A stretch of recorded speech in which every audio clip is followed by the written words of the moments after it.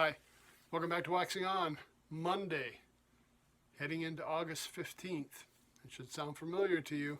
Hey, it's the 54th anniversary of the Woodstock Festival starting up this week.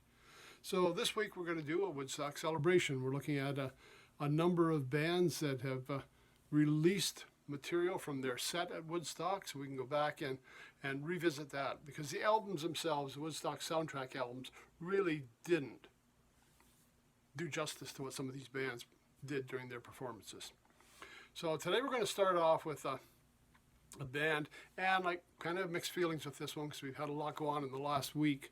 The band is The Band, and most of you are probably aware by now we lost Robbie Robertson last week, 9th of August at 80 years old. He passed away, leaving Garth Hudson, the last remaining member of the band. Coincidentally, Garth had just celebrated his 86th birthday a week before Robbie's passing.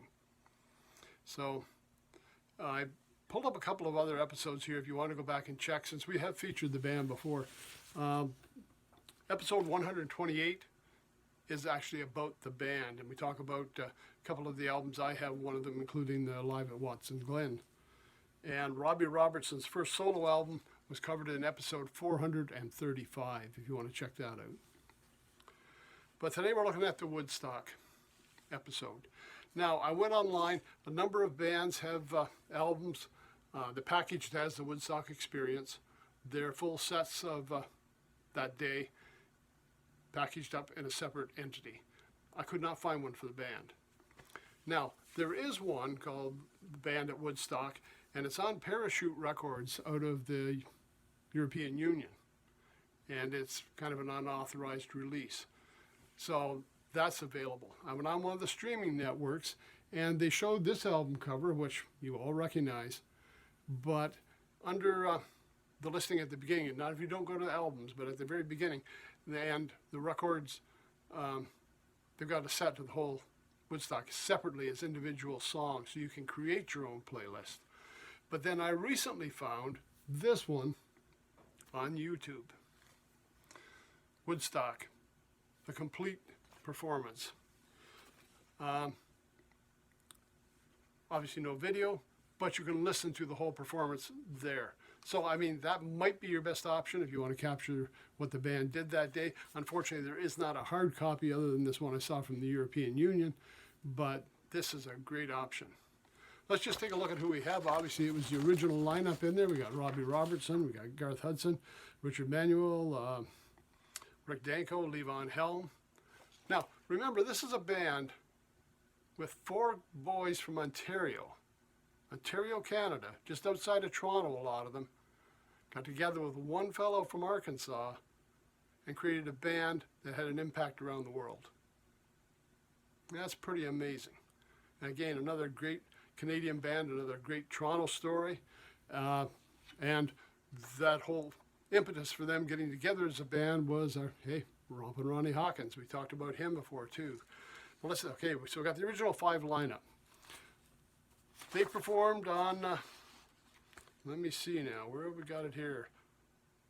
Sunday night, August 17th, between 10 and 10:50. Short set list, 50 minutes. They had followed Alvin Lee in 10 Years After, and they were on just before Johnny Winter. And we've talked about both of those fellows before. You can go back and check the other episodes on them as well. So that was the lineup. We're up here at 10 o'clock until 10:50. Now,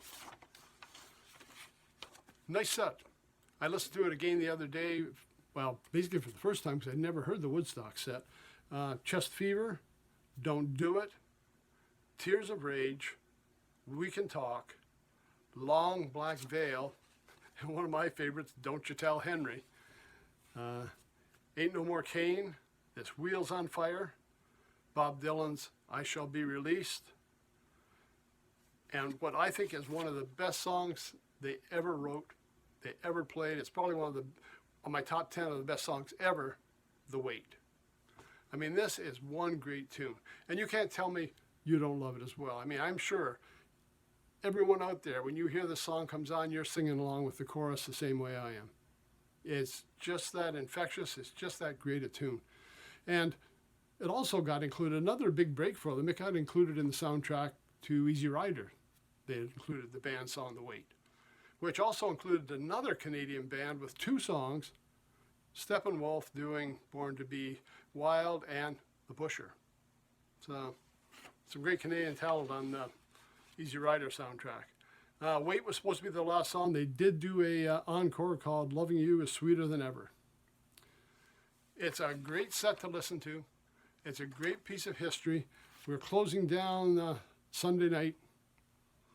It's a nice tribute to the band that has meant so much to so many people and made such an impact in music. And over the week, I hope you enjoy this. Go back and check out the Robbie Robertson episode. I've got a Garth Hudson episode on there, the band episodes on there, or just go to the streaming networks and listen to some of their stuff. Okay? Things will never be the same. I mean, it was a special time back in 1969 when these guys were breaking out, and they were breaking the rules with what was going on in music, as opposed to all the psychedelics and the heavy rock. Here's the guys doing almost country, blues, folk, rock, all mixed together. It was very unique, and that unique voice is what made them so special. So that's it for today, Monday. Our first Woodstock episode. We're looking at music of the band. Hope you take some time to enjoy it. We'll see you on Wednesday when we're back with another featured artist from Woodstock. Till then, everybody take care. Stay safe. Thanks for stopping by.